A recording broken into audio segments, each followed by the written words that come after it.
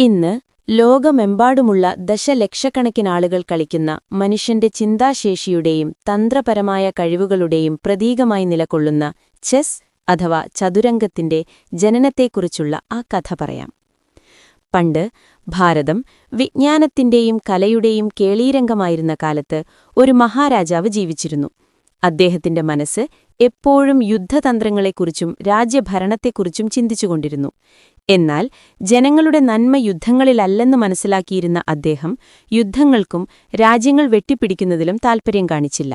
പക്ഷേ അദ്ദേഹത്തിന് ജീവിതത്തോട് വല്ലാത്ത വിരസത തോന്നി. കൊട്ടാരത്തിലെ വിദൂഷകന്മാരും മന്ത്രിമാരും എത്ര ശ്രമിച്ചിട്ടും അദ്ദേഹത്തെ സന്തോഷിപ്പിക്കാൻ കഴിഞ്ഞില്ല. ഇതറിഞ്ഞ ഒരു മഹാനായ പണ്ഡിതൻ, സിസ്സ എന്നായിരുന്നു അദ്ദേഹത്തിന്റെ പേര്, ഒരു പുതിയ കളി രാജാവിനു മുന്നിൽ അവതരിപ്പിച്ചു. അദ്ദേഹം ഒരു പലകയും കറുപ്പും വെളുപ്പും നിറങ്ങളിലുള്ള കരുക്കളും കൊണ്ടുവന്നു. മഹാരാജാവേ, ഇതാണ് ചതുരംഗം. ഒരു സൈന്യത്തെപ്പോലെയാണ് ഇതിലെ ഓരോ കരുക്കളും. ഈ ചതുരംഗക്കളത്തിൽ നടക്കുന്നതും ഒരു യുദ്ധമാണ്, അദ്ദേഹം പറഞ്ഞു. സിസ്സ തുടർന്നു. ഈ കളത്തിൽ 64 കളങ്ങളുണ്ട്. ഇതിലെ കരുക്കൾക്ക് ഓരോന്നിനും ഓരോ ശക്തിയാണ്. കാലാൾ, കുതിര, ആന, തേര്, മന്ത്രി, രാജാവ് ഇവയെല്ലാം ഒരു സൈന്യത്തിലെന്ന പോലെ നീങ്ങുന്നു.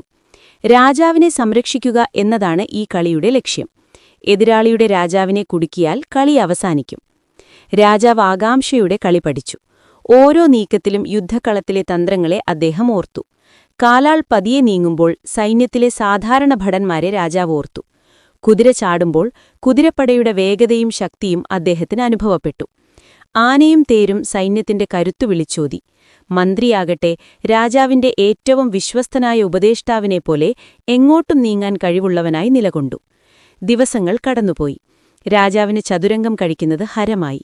അദ്ദേഹത്തിന്റെ വിരസത പൂർണ്ണമായും മാറി. രാജാവ് വളരെയധികം സന്തോഷിച്ചു. അദ്ദേഹം സിസ്സയോട് ചോദിച്ചു, മഹാനായ പണ്ഡിതനെ, അങ്ങെനിക്ക് വലിയൊരു സമ്മാനമാണ് നൽകിയത്. ഇതിനു പകരമായി എന്ത് ചോദിച്ചാലും ഞാൻ നൽകാം. സിസ്സ പുഞ്ചിരിച്ചുകൊണ്ട് പറഞ്ഞു, അങ്ങയുടെ കാരുണ്യത്തിന് നന്ദി മഹാരാജാവേ. എനിക്ക് വലിയ സ്വർണമോ രത്നങ്ങളോ വേണ്ട. ഈ ചതുരംഗ പലകയിൽ നെൽമണികൾ മാത്രം മതി. രാജാവ് അത്ഭുതപ്പെട്ടു. നെൽമണികളോ?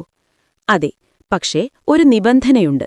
ആദ്യത്തെ കളത്തിൽ 1 നെൽമണി, രണ്ടാമത്തെ കളത്തിൽ അതിന്റെ ഇരട്ടി, അതായത് 2 നെൽമണി, മൂന്നാമത്തെ കളത്തിൽ അതിന്റെ ഇരട്ടി, അതായത് 4 നെൽമണി. ഇങ്ങനെ ഓരോ കളത്തിലും മുൻപത്തെ കളത്തിലെ നെൽമണിയുടെ ഇരട്ടി വീതം വെച്ചാൽ മതി, സിസ്സ പറഞ്ഞു. രാജാവ് ചിരിച്ചു. ഇത്ര നിസ്സാരമായൊരു കാര്യം? തീർച്ചയായും ഞാനത് നൽകാം. എന്നാൽ കണക്ക് കൂട്ടിത്തുടങ്ങിയപ്പോൾ രാജാവിന് മനസ്സിലായി സിസ്സയുടെ ആവശ്യം അത്ര നിസ്സാരമായിരുന്നില്ലെന്ന്. 64 കളങ്ങളിലെത്തുമ്പോൾ ലോകത്തിലെ ഒരു രാജ്യത്തിനും നൽകാൻ കഴിയാത്തത്രയും നെൽമണികൾ വേണ്ടിയിരുന്നു.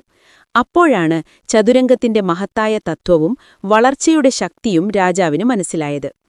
ചതുരംഗം ഭാരതത്തിൽ നിന്ന് പേർഷ്യയിലേക്കും അവിടെ നിന്ന് അറബ് നാടുകളിലേക്കും വ്യാപിച്ചു. ഓരോ ദേശത്തും ഈ കളിക്ക് പുതിയ പേരുകളും ചെറിയ മാറ്റങ്ങളും വന്നു.